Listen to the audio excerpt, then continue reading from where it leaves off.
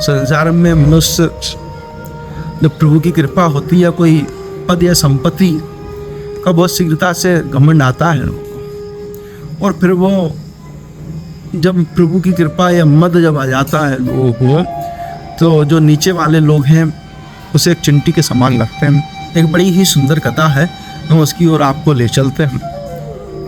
एक समय की बात है, सतयुग के समय की, रंबासुर नाम का एक राक्षस हुआ, जिसने भगवान ब्रह्मा जी की बड़ी तपस्या करी। परमपिता ब्रह्मा बड़े सरल स्वाभाविक है, जो तपस्या करता है उसको वरदान देने में वो भी देरी नहीं करते, उनका स्वभाव है। तो ब्रह्मासुर की तपस्या से भगवान ब्रह्मा जी प्रसन्न हुए। ब्रह्मासुर की तपस्या से भगवान ब्रह्मा जी प्रसन्न हुए। उन्होंने कहा वत्स वर मांगो। पहले से ही ब्रह्मा जी समझ गए थे इसके मन में क्या है, खोट है कहीं ना कहीं। तो उसने जैसे ही वरदान स्वरूप कुछ मांगा, तो उन्होंने ब्रह्मासुर ने कहा प्रभु मुझे ऐसा वरदान दीजिए, अमरता का वरदान। तो ब्रह्मा जी ने कहा ये तो संभव नहीं, प्रकृति का नियम है मृत्यु, और कुछ और वरदान मांगिए और ये मैं नहीं दे सकता। तो रंबासुर ने कहा प्रभु ऐसा कोई वरदान दीजिए मैं किसी से ना मरूं, और मेरे लगने मात्र से रक्त से अनेकों मेरे स्वरूप में कोई मेरा स्वरूप पैदा हो जाए। उन्होंने कहा ठीक है तथास्तु, लेकिन एक समय आएगा तो स्त्री क्या से मरेगा। तो रंबासुर के मन में बड़ा खोट उत्पन्न हुआ। उसने कहा कि प्रभु अब तो आप भी मुझे नहीं मार सकते हो भला, और स्त्री कैसे मारेगी। समय बीतता गया, रंबासुर ने आक्रमण करना आरंभ कर दिया पृथ्वी लोक पर। पृथ्वी लोक से लेकर इंद्रलोक तक पहुंच गया। एक दिन इंद्र पर भी चढ़ाई कर दी।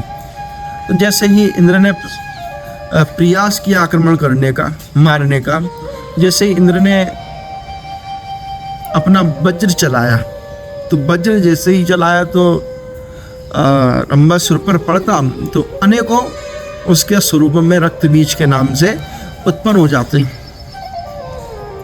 तो अनेकों रक्त बीज उसकी सेनाएं विकराल होती चली गई। तो भय हुआ सभी देवों को, और जहाँ जाना चाहिए वहीं पर गए। ब्रह्मा जी की शरण में परमपिता से कहा कि प्रार्थना की प्रभु आप तो सब जानते हैं।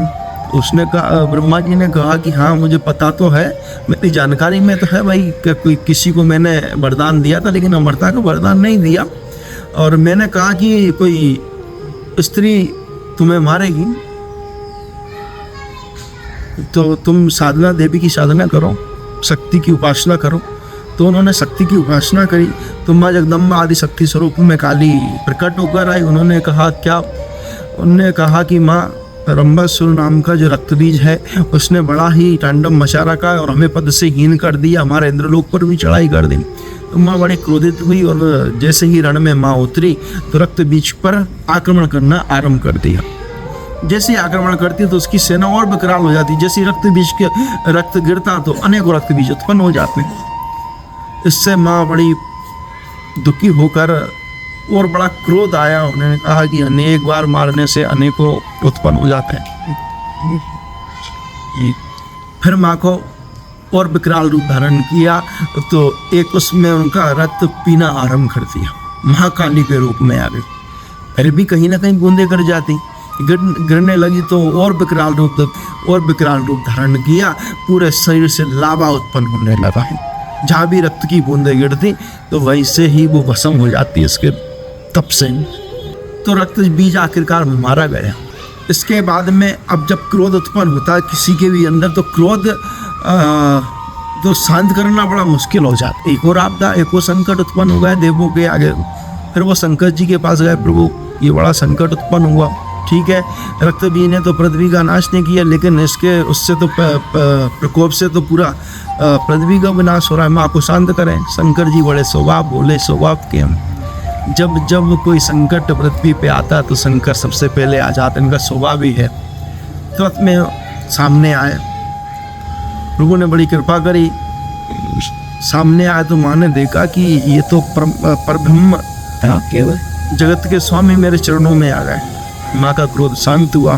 कहने का तात्पर्य ये है सुनाने का, जब अपनी सिद्धियों की दम से या प्रभुता पाकर या मद में या धन के उससे जब कोई घमंड में आएगा, जब अत्याचार करेगा, अनीति करेगा, तो उसका वध निश्चित होना तय है रक्त बीज की तरह। और स्वभाव शंकर जी जैसा सरल होना, जिसके कंठ में विष टक्कर बैठे हो और पूरे पृथ्वी को बचाना, ऐसा स्वभाव भी होना, इसी से इससे बड़ी कोई श्रेष्ठता नहीं हो सकती। इसलिए प्रभु के शरण में रहे, अपना मद त्याग कर ली। जय श्री राम, जय घाटवाड़ धाम।